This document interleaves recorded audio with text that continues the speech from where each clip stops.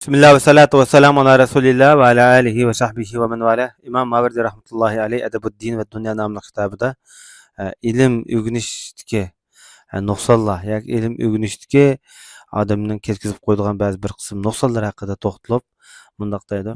Ve min asbabit taqsir ayzan. Yana shundaqla ilim ügünüştiki insonning ketkizib qo'ydigan ba'zi bir taraflardan tövende shu kichik vaqtida ilim öğreniştin insanın gaflatda qalmoqning o'zimi ilim öğrenişdeki eng çoğ ketkizib qo'ygan taraflarınınki biridir.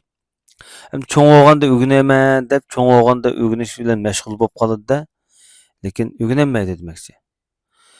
Hamda çoğ olganda öğrengan vaqtida kichik bolalar o'qiydigan, yangi boshlaydigan boshlang'ich saviyadagi ilmni boshlashdan bu odam xijil bo'lib qoladi. Shuning bilan bu o'zi mag'rur bu yoshlar, go'dak yoshlar bu tentak yoshlar bilan teng barobar mushta ilm o'qamdimi deb o'zidan bu yerda har sanaydi. Shundan bu ilmniki oxirgi bosqichlarini boshlab oladi. Bu yerni boshlab oladi. Kitobniki chat bujaklarini atroflarga bakrak ko'ngil bildigan bo'lib oladi. Shu kichik bolaning oldiga kirib ketay, yoshlarning oldiga o'tib ketay. Çoğ şu tög chiqib olgan, bosh bo'lib olgan, çoğ ilmdorlar bilan teng barobar bo'lib ketay deb uning bir vasvasa havas kirib oladi bu vaqtda. Albatta bunda odamlar o'zini aldashga rozi bo'lgan odamlardir. O'zining his tuyg'usini bilan o'ynashgan, o'zining his tuyg'usini aldab, shuni qanoatlantirib, o'zini o'zi aldash bilan qanoat hosil qilgan odam. Albatta buning aqli tafakkuri agar his qila olsa, uning his qilgudek yurak bo'lsa dedi. Albatta buning aqli his tuyg'usi. Har qanday jondarning aqli bo'lsa, jonliqning aqli bo'lsa, bunda xam xiyollarning buzuq xam xiyol ekanligini albatta e'tirof qilishidir. Bunda xiyolniki ayiblik bir nuqsonliq xiyol ekanligini har qanday jonliq so'zlagan bo'ladi. Bunda xam xiyol helg'o aqlkan odamning mundoq yiroq bir tushigimi, bir vahmisigimi yaqin kelmaydigan bir ish bu. Albatta yangi o'rgangan bolalarning dastlabki bosqichdagi narsalarni bilmaganlik amaliyotda olim yuqori palliga chiqadigan bir narsani bilmaganlikdan xatarlik. Ya'ni oddiy narsani bilmaganlik cho'ng narsani bilmagandan xatar. Shuningdek shoir shundoq deydi: sen kichik ishlarga yuzlan. Bu kichik ishlar seni cho'ng ishlarga ko'tardi oxirida. Kichik ishlarni tafakkur qilib bilgangan vaqtingda sen kichik bilgandan keyin sen endi cho'ng ishlarni o'ylab yetalaydigan bo'lsa va mushunga o'xshash nuqtalarni asos qilgan vaqtida kichik vaqtida o'rganish bu albatta sevimli ish deb sanaladi. Marwan ibn Salim İsmail Ebu Darda raziyallohu anhu degan sahobadan bayon qilib, bu kishi shundoq degan. Payg'ambar sollallohu alayhi vasallamniki mundaq deganlikni Abu Darda raziyallohu anhu bayon qilib. Kichik vaqtida o'rgangan odamning misoli bu toshqa naqshlagandek, toshqa mo'r bosgandek.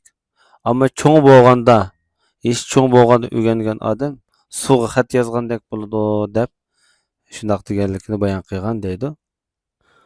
Shundaqla Hazrat Ali ibn Abu Talib raziyallohu anhuning shundoq bir so'zi bor.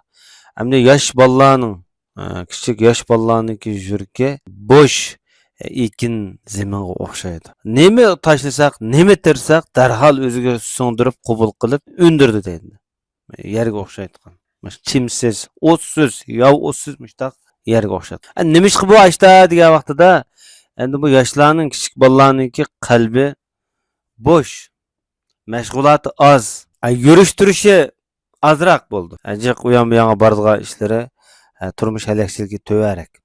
Hem ondan başka özüne ait kamtar. Şuna Mansur al-Hakam nomli kitobda aytilganda, ilm o'rganadigan taliblarning ichida kamtar talibningki ilmi ko'p bo'ladi.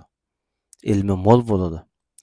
Xuddi shu cho'nqir yerda suv ko'p yig'ilganga o'xshash deyilgan. Hamda kichik bola cho'ng odamlar qaylagan vaqtida ilmni egallash jihatda puxtaroq, hifzi, quvvati, zehni ochiq bo'ladi.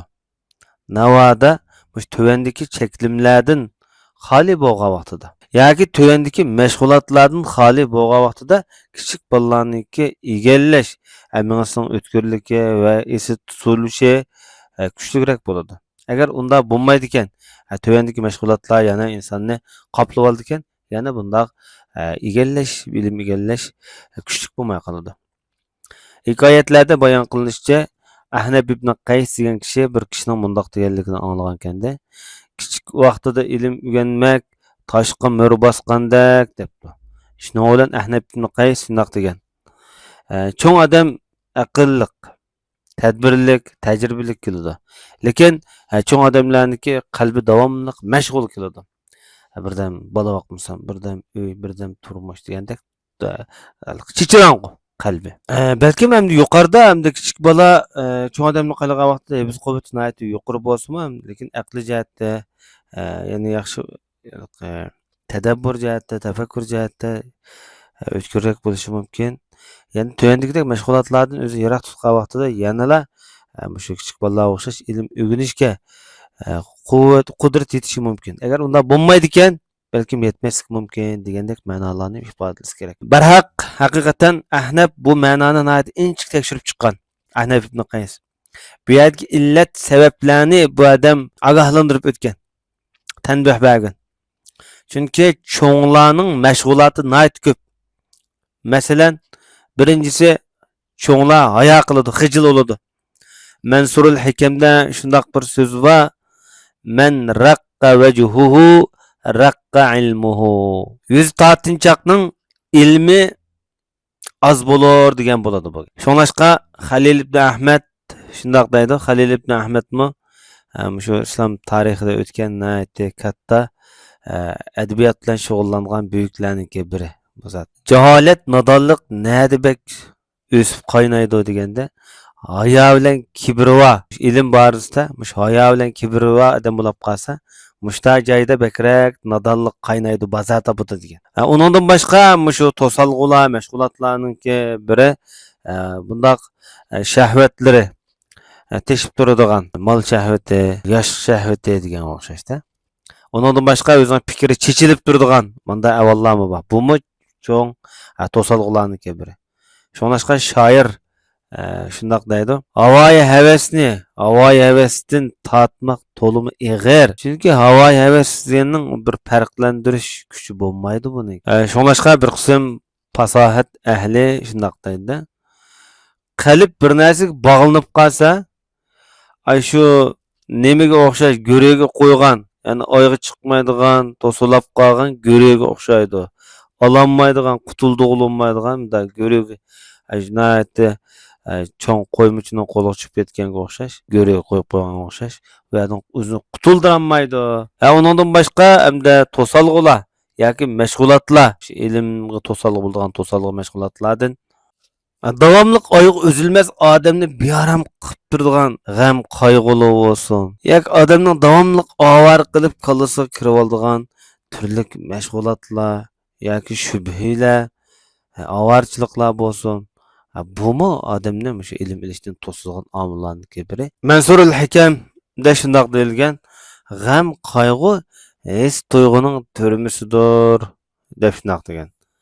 Endi g'am qayg'u odamniki his tuyg'ularniki harakatini o'ylash, tafakkur qilish, sezim a'zolarini cheklab qo'ydigan. Buni qamab qo'ydigan bir turma degan. Shunlashqa fasahlar man balagha ashuddahu laqa min al-ayshi ashaddahu. Ma'lum bir kishi bo'lgan vaqtida, bir yoshlar, kichik bolalar erlik maqomiga yetgan vaqtida turmushning nihoyatda ig'ir holatlarini boshdan kechiradi va uningdan boshqa ilmga to'salg'i bo'ladigan ishlardan ishining nihoyat ko'p bo'lishi, bu orliqda turkumlab besilishi, hatto bu mashg'ulot, bu odamning ishlari, bu odamning butun vaqtini olib ketadi. Bu odamning kunlab kunlarini ish so'rib ekitadi.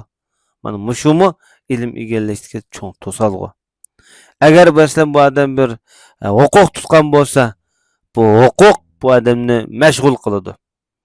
Agar bu odam turmushlik bo'lsa, turmush bu odamni ilm o'rganish yollardan to'sib ilm o'rganishga fursat bermaydi. Shuning uchun hikmatlarda shundoq bir so'z bor. Tafaqqahu qabla an tusawwadu. Turmush beshinglig'i kiyishdan burun siz faqih bo'linglar. Ilm o'rganinglar yoki sizlar bir oqsoqol bo'lishdan burun, yurt oqsoqoli, oilaviy oqsoqol yoki bo'lmasa uningdan boshqa tusawwadu degan rahbar bo'lish, bag bo'lish degan gap hamda. Demak bu yerda bir beshonliq bir oila kiyilishdan burun yoki undan boshqa sizlarni jamiyatdagi o'rin, imtiyozlar yoki bo'lmasa ijtimoiy munosabatlaringlarningki ko'payishidan burun sizlar faqih bo'linglar desakmi bo'ladi. Bugungi darsimiz bu yerga qo'yib sallallohu alayhi va Muhammad va ala alihi va sahbihi ajmain.